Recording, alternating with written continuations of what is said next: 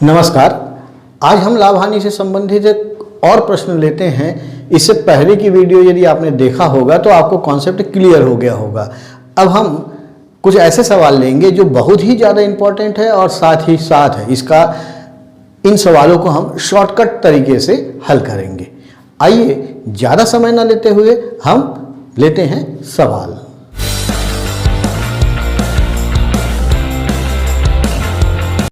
अब देखते हैं पहला सवाल।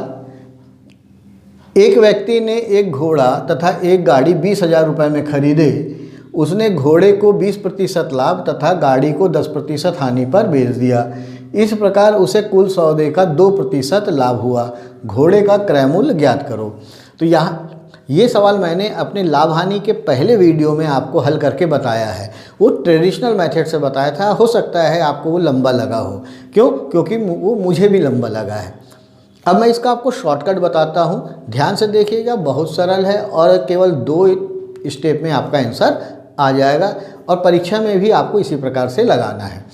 तो यहाँ पर ये दिया है कि घोड़ा तथा गाड़ी का क्रय मूल्य 20,000 रुपये है। घोड़े को उसने 20% लाभ से बेचा, तो 20% लाभ से बेचा, और गाड़ी को उसने 10% हानि से बेचा, तो गाड़ी का हानि 10% है। तो चूँकि हानि है तो हम इसको ऋण लगा देते हैं।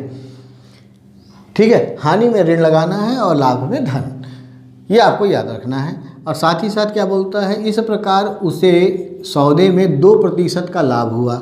तो ओवरऑल जो लाभ है उसका 2% है। अब इसको हमको बनाना है शॉर्टकट तरीके से। तो कैसे बनाएंगे?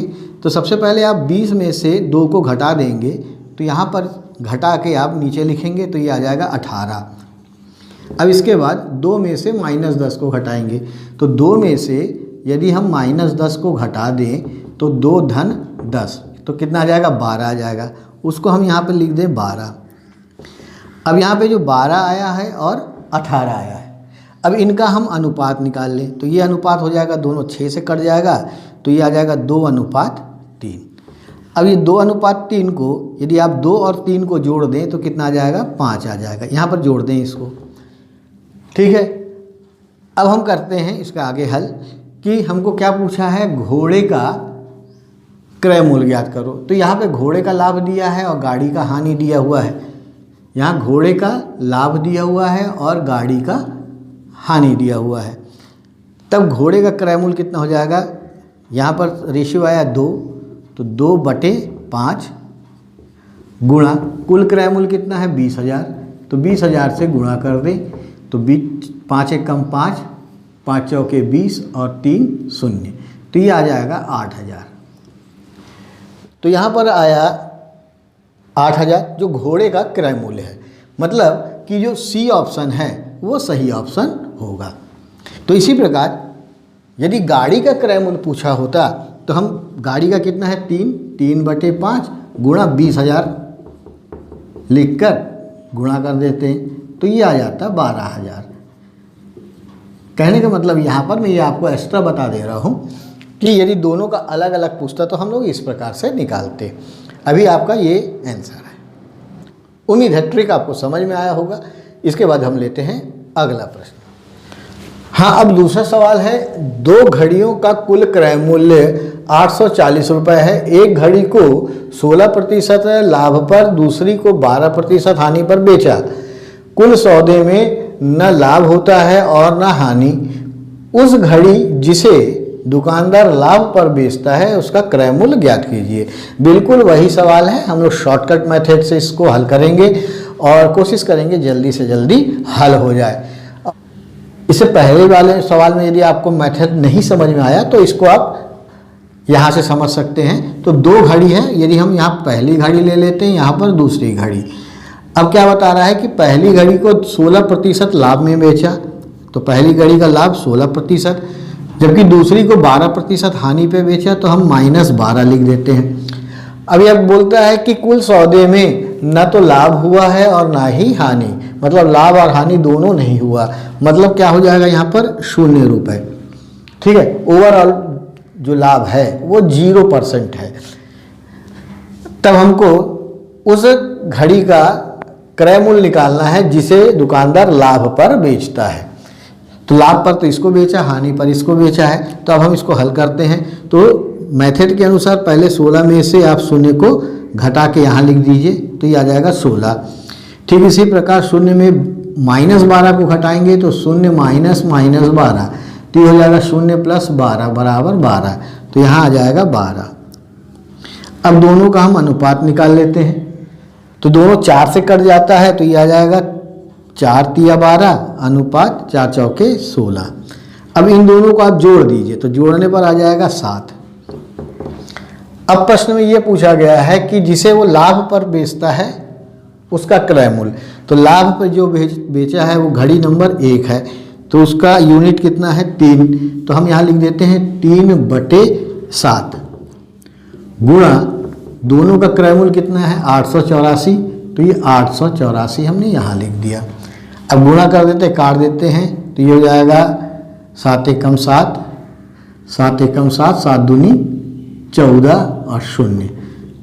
अब 120 दिया 360, तो मतलब जिसे उसने लाभ पर बेचा उसका क्रय मूल्य 360 रुपये। तो यहाँ पर हम ऑप्शन देख लेते हैं। तो पहला ऑप्शन जो है ये सही ऑप्शन होगा, इसे आप टिक कर लीजिए। यदि वीडियो समझ में आई तो एक लाइक ज़रूर कीजिएगा। फिर हम अगला सवाल लेते हैं। दोस्तों अब इससे संबंधित एक और सवाल जो आपके स्क्रीन पर दिखाई दे रहे हैं वो आपके लिए होमवर्क है। और यदि आपको वीडियो समझ में आई, प्रश्न के उत्तर समझ में आया तो इस प्रश्न को हल कीजिए और मुझे कमेंट कीजिए। और यदि सवाल नहीं समझ में आया या नहीं बन रहा है तो भी मुझे बताइएगा, तो उसका हल मैं आपको भेज दूंगा। अब लेते हैं अगला प्रश्न। एक व्यक्ति 2 कुर्सियां 750 रुपये में खरीदता है। वह पहली कुर्सी को 22% लाभ तथा दूसरी कुर्सी को 8% हानि पर बेचता है। यदि पूरे सौदे में कोई लाभ या हानि न हो तो दूसरी कुर्सी का विक्रय मूल्य ज्ञात करो। तो दोस्तों ये प्रश्न को भी उसी प्रकार से लगाना है, परंतु अंतर मात्र इतना है कि इससे पहले वाले सवाल में क्रय मूल्य पूछा करता था, यहाँ पर विक्रय मूल्य पूछा है। तो बनाएंगे हम वैसे ही, किंतु एक स्टेप बढ़ जाएगा। तो सबसे पहले हम क्रय मूल्य निकालेंगे, उसके बाद विक्रय मूल्य की गणना कर लेंगे। बाकी सवाल बिल्कुल उसी तरह लगेगा और एक स्टेप में लग जाएगा। तो यहाँ पे 2 कुर्सी है, पहली कुर्सी और दूसरी कुर्सी। तो पहली कुर्सी को उसने 22% लाभ से बेचा, तो यहाँ 22 लिख दे। और दूसरी कुर्सी को उसने 8% हानि पे बेचा, तो -8 लिख देते हैं, क्योंकि हानि माइनस में हो गई। अब क्या बोलता है, उसे ना तो लाभ हुआ है और ना ही हानि हुई है। लाभ और हानि दोनों नहीं हुआ है, मतलब 0%। अब सवाल को उसी प्रकार लगाएं, 22 में से 0 घटा देंगे तो 22 आ जाएगा, और 0 में -8 को घटा देंगे तो ये 8 आ जाएगा। ठीक है, कैसे घटाना है वो मैं पहले ही बता चुका हूँ। अब इन दोनों का आप अनुपात निकाल लीजिए। ये दोनों 2 से कट जाएंगे, तो 2 चौके 8 और 2 11 22, तो 4 अनुपात 11 आ गया। अब इन दोनों को आप जोड़ दीजिए तो आ जाएगा 15। अब यहाँ पर ये बोला है कि दूसरी कुर्सी का विक्रय मूल्य, तो पहले हम दूसरी कुर्सी का क्रय मूल्य ज्ञात कर लेते हैं। दूसरी कुर्सी का जो अनुपात आया है 11 यूनिट है, तो ये हो जाएगा 11/15। ठीक है, और इसमें गुणा कर दें हम क्रय मूल्य का, तो यहाँ पर आ जाएगा 750। ठीक है, अब तो यहाँ हो गया 15 एकम 15, अब 15 पंजे 75 और 0, तो यहाँ आ गया 550 रुपये दूसरी कुर्सी का क्रय मूल्य आया। अब हमको निकालना है विक्रय मूल्य। तो विक्रय मूल्य निकालने का आपको मैंने बताया था, क्रय मूल्य गुणा दूसरी कुर्सी में हानि हो रही है 8%, तो इसको 100 में से घटा के आपको लिखना है। तो 100 में से 8 घट जाएगा तो आएगा 92/100। अब इसको काट देते हैं, 0 से 0 कट गया, 5 11 और 5 दूनी एकम, और ये हो जाएगा 2 चौके 2 छक्के, तो 11 छक 66 और 11 चौके 44 और 6 50, तो 506 रुपये उसका विक्रय मूल्य निकल जाएगा। तो यहाँ पर दूसरी कुर्सी का क्रय मूल्य 550 और दूसरी कुर्सी का विक्रय मूल्य 506 रुपये हो जाएगा। अब यहाँ पर आप ऑप्शन देख लीजिए कि बी ऑप्शन जो है वो आपका सही ऑप्शन होगा। अब इसके बाद अगला प्रश्न है, एक वस्तु को 5% लाभ पर बेचने पर किसी व्यक्ति को 5% हानि पर बेचने की तुलना में 150 रुपये अधिक मिल जाते हैं तो वस्तु का क्रय मूल्य क्या होगा। तो यहाँ पर यह बताया है कि यदि कोई व्यक्ति किसी वस्तु को 5% लाभ पर बेचता है और उसी वस्तु को यदि 5% हानि में बेच रहा है तो लाभ में उसको 150 रुपये ज़्यादा मिलते हैं हानि से, तो उस वस्तु का क्रय मूल्य कितना होगा। तब हम इसका सीपी निकालते हैं। तो सीपी को हम मान लेते हैं x। यहाँ पर सीपी x रुपये है बटे 100 लिखिए। अब यहाँ पर लाभ दिया है 5% और हानि दिया है 5%, तो लाभ और हानि को आप जोड़ दीजिए और ये बराबर होगा किसके, 150 के बराबर होगा। अभी यहाँ पर क्या करेंगे, लाभ और हानि को जोड़ देंगे। तो इस समय तो x बटे 100 गुणा 10 बराबर 150। तो ये शून्य से शून्य कट गया, 10 यहाँ पक्षांतर हो जाएगा तो x बराबर 1500। तो मतलब कि वस्तु का जो क्रय मूल्य है वो 1500 है। मतलब बी नंबर का ऑप्शन इसका सही ऑप्शन होगा। तो यहाँ पर आपको ये याद रखना है कि यदि लाभ और हानि दोनों दिया हो, लाभ और हानि दोनों दिया हो तो आप क्या करेंगे, इन दोनों को आप जोड़ देंगे। परंतु यदि लाभ और लाभ दिया है तो उसे आप यहाँ पर घटा देंगे, बड़े में से छोटे को आप घटा देंगे। और यदि हानि हानि दिया हुआ है तो भी आप बड़े में से छोटे को घटा देंगे। तो यहाँ पर ये सवाल को के ट्रिक को समझना है कि यदि लाभ और हानि दिया है तो आपको जोड़ना है और यदि लाभ और लाभ दिया है तो बड़े में से छोटे को घटाना है। अब इसके बाद हम एक सवाल और लेते हैं और कॉन्सेप्ट को और क्लियर करते हैं। अब यहाँ पर अगला प्रश्न है कि एक खिलौने को 16% लाभ पर बेचा गया है। यदि उसे 10 रुपये ज़्यादा पर बेचा जाता है तो लाभ का प्रतिशत 20% हो जाता है। तो खिलौने का क्रय मूल्य ज्ञात करो। तो यहाँ पर बता रहा है कि खिलौने को 16% लाभ पर बेचा और 10 रुपये ज़्यादा में बेच देते तो लाभ जो होता है वो 20% हो जाता है, मतलब 16 से 20% में पहुँच जाता है। तो हमको क्रय मूल्य ज्ञात करना है। तो सवाल बिल्कुल वैसे ही है, कॉन्सेप्ट को भी थोड़ा सा मैं बताऊँगा आपको, क्योंकि पिछला सवाल और इस सवाल में थोड़ा सा डिफरेंस है। तो क्या डिफरेंस है इसको हम समझते हैं। तो यहाँ पर हम CP को मान लेते हैं x, ठीक है। अब इसको मैंने बताया था कि यदि लाभ और हानि हो तो हम जोड़ते हैं। उसका कारण क्या है, अब इस नंबर लाइन से समझ लीजिए। मान लीजिए ये 0 है और 0 के इधर जो होता है ये धनात्मक संख्या होती है और यहाँ पर ऋणात्मक संख्या होती है। तो यहाँ धनात्मक संख्या को हम लाभ मान लें और ऋणात्मक संख्या को हम हानि मान लेते हैं। तो उस समय जो पहले जो बताया था उसके हिसाब से हम देखें कि पहली कंडीशन में उसे 5% लाभ होता है और दूसरी कंडीशन में 5% हानि होती है। तो वहाँ पर मैंने ये कहा था कि यदि लाभ हानि दिया होगा, लाभ भी देगा और हानि भी देगा, तब हम क्या करते हैं, इन दोनों को जोड़ देते हैं, क्योंकि इन दोनों के बीच का अंतर जो है वो 10 है। तो लाभ और हानि इन दोनों को जोड़ा जाता है। किंतु इस प्रश्न में आप देखिए कि यहाँ 0 है और यहाँ हानि की स्थिति है और यहाँ पर लाभ की स्थिति है। अब यहाँ पर क्या बोल रहा है कि 16% लाभ में बेचा। मान लीजिए यहाँ पर 16 है और 10 रुपये बढ़ाने पर लाभ कितना हो जाता है, 20% हो जाता है। तो यहाँ पर जो लाभ की बढ़ोतरी हो रही, जो वृद्धि हो रही है, वो कितने की हो रही है, 4% की हो रही है।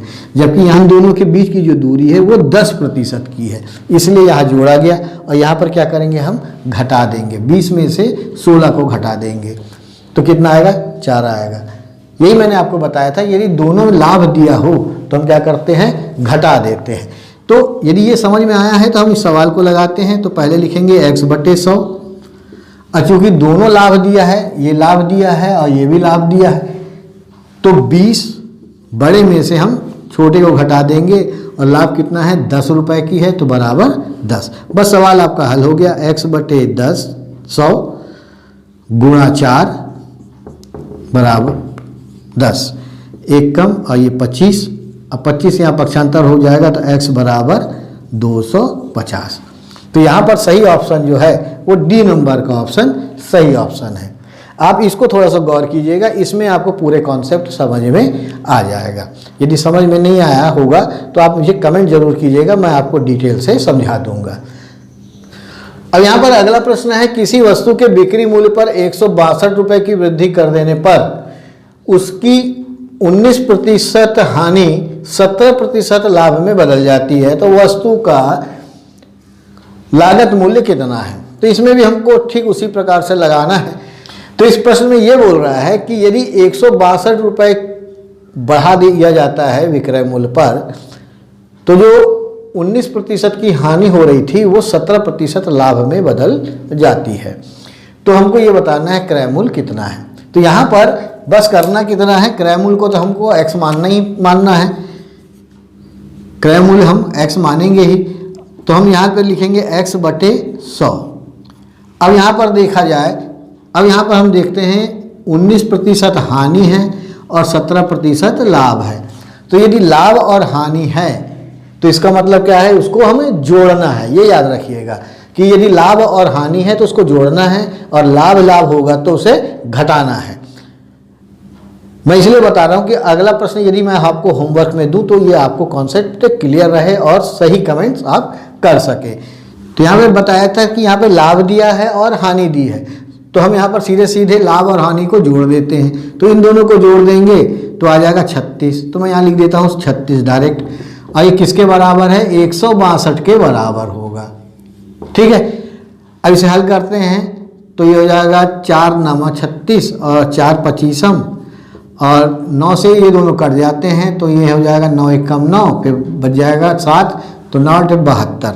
अब इसको यहाँ पक्षांतर कर देते हैं तो x बराबर 25 8 200 हासिल है 20, 25 1 कम 25 और 20 450। तो आंसर आ जाएगा 450, मतलब फर्स्ट ऑप्शन सही ऑप्शन होगा। तो इसे आप टिक लगा लीजिए और हम इसके बाद अगले प्रश्न पर चलते हैं। अब नीचे स्क्रीन पर आपको जो प्रश्न दिखाई दे रहा है ठीक उसी प्रकार के प्रश्न अभी मैंने आपको बताया है, और इस प्रश्न को हल करके आप मेरे कमेंट बॉक्स में इसका आंसर जरूर भेजिएगा। इसके बाद हम लेते हैं अगला सवाल। अब यहाँ पर अगला प्रश्न है, एक कमीज को 4% और 5% लाभ पर बेचने पर लाभ का अंतर 3 रुपये है, तो कमीज का लागत मूल्य और दोनों का विक्रय मूल्य ज्ञात करना है।